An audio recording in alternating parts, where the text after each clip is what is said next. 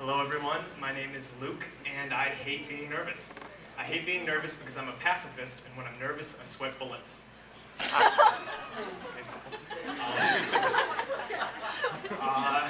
Even though I'm a pacifist, I really like action movies. You know, the ones with like explosions and flips and car chases and stuff. They're so much fun to watch, especially like the hostage ones. I've seen maybe 1,000 hostage movies, and they're all the same. You know, they have like an open scene, maybe it's a nice day, a parade or something, and everyone's like, hey, let's all go out to the parade. The whole town's out of the parade. Even like a senator who's like a really important person, and he's like, it's a nice day, so I'm gonna go to a parade. And his bodyguards are like, hey, should we come? He's like, no, nobody brings bodyguards to a parade. So he goes alone, and he's like enjoying the parade, and everybody's having a fun time.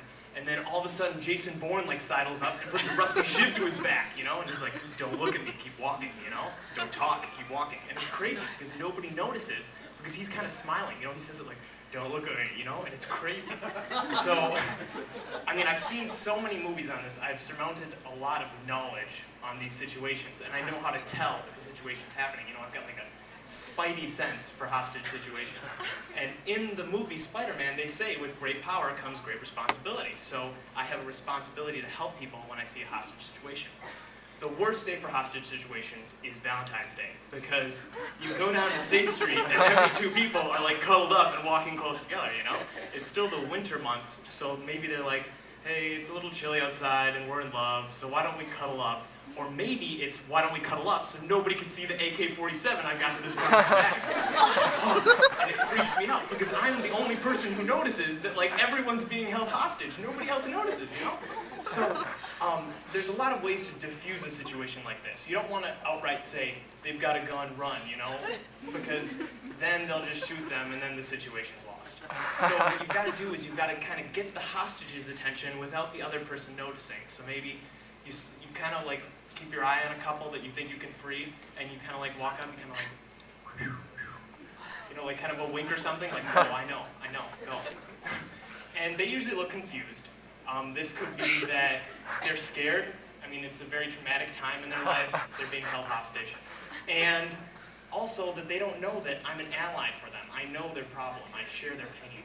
So basically what I like to do is I like to let them know a little bit, and then if they still look confused, maybe give them like give the hostage taker a little push, and then run, he's got a gun, and just keep running. Because he would like to cap me too, because I just ruined his situation. So, not too funny, hopefully soon. I never used to brush my teeth as a kid. I never used to brush my teeth, thank you. Because nowhere on the tube of toothpaste did it say that this stuff will not stick your teeth together. Could they think of a better name than toothpaste? I mean, like, I'm a child, I'm believing this, right? I'm reading this. They could call it, I don't know, tooth cream, tooth gel. I don't think they should call it cream of tooth, because that sounds like a soup that robots would make when they take over the world. I know a lot about robots. I was raised on robots. When my friends were crying about Bambi's mom getting capped, I was crying about John Connor's foster family being assassinated by robots from the future. Terminator 2. Those movies were great. The thing about those movies was, in the future, they always had these little rebel groups, and all of them had a dog. Because the only way you could tell if a Terminator was a Terminator was if you had a dog and the dog barked at it. So they have the dog by the door, and if somebody comes to the door, they're like, hey, let me in. And the dog barks, it's a Terminator, you're in trouble, right? What I never knew, or what I couldn't figure out, was why didn't the machines just make a Terminator that looks like a dog? You know, like the dog comes to the door, maybe he like knocks on it with his little paw, and then they see him and their dog's barking at him, and the skeptic's like, I don't know, boss, our dog's barking at him. And the boss is like, whatever, dogs will be dogs, you know? So he lets him in, and he lets the dog in, and they're like, you know, we could always use another Terminator detector. And so they have the dog around, and he's fine for like 5 years. And then one morning they're feeding him Iams for his hips, because his hips are going bad, so they're feeding him Iams. And then all of a sudden, bam, his tail turns into a flamethrower, and they're all annihilated. You know? I mean, if the machines thought like me, then the resistance would have been crushed like that. It would have just been over, you know? And I get freaked out sometimes, because I'm a runner. And sometimes when I'm out running, random dogs will bark at me. And then I have to think, am I a Terminator? Because if you think about it, I'm the perfect candidate for a Terminator. I'm white male, I usually stand in, I'm a pacifist, so that's not raising any suspicions. Plus, no guns here. Like, what am I gonna do, you know? Like, no suspicions raised whatsoever, and it's fine. And I get through like 5 more years, my hips are kind of bad, so I eat some Iams. But then all of a sudden, my hands become machine guns, and I'm a Terminator. I scare myself out, you know? Because I like the people who are laughing. That's good. Was I going to say something else? Oh yeah, okay. I like Madison a lot. The thing I don't like about Madison is everybody likes Madison, and there's so many people here. Sometimes, you know, when you're like walking around on a sidewalk, and you look up, and there's a girl who's like 10 feet away from you, you know? And it's a doomed situation, because you guys are going to run into each other. You're like right heading for each other. And it's doomed if you both realize this at the exact same time. Like if one person realizes, then they can kind of compensate and walk on the grass or something. Or they'll be like, you know, to like let the other person know. But you're like staring at his face, and then you finally figure it out, and that's just when the situation goes bad, because she sees you and she takes a step to the right, because, you know, we're in America, but you're kind of far away and she kind of looks European, and you don't want to come off as racist or anything, so you take a step to the left. But now you're closer and you're still right in front of each other, and now you can tell, like, obviously that she's not European, and you just feel stupid, so you take a step to the right. But as you're taking a step to the right, she thinks you're European because of your last step, so she takes a step to the left. And now you're in front of each other and you're even closer. And then this is the worst part. I usually do it a lot. I call it the useless psych.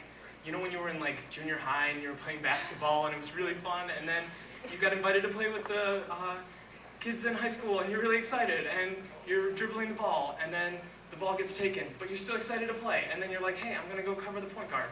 And they dribble down the court and then you try to go cover them, and they do this like fake move where they move to the left, but then they really go right, and you totally don't. I mean, you buy it totally. You jump into it, your arms are like waving, you're like, I got you, and they're already shooting.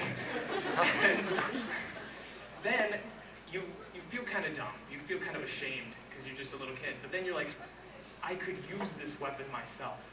And so you're dribbling down the court the next time, you're really smiling now because you're like, I'm going to do the plan, right? I'm like, everybody watch. You're like, oh my God, man. And you're dribbling, and then you pick up the ball because you're about to do your fake, but you're kind of nervous, so you just do a little twitch.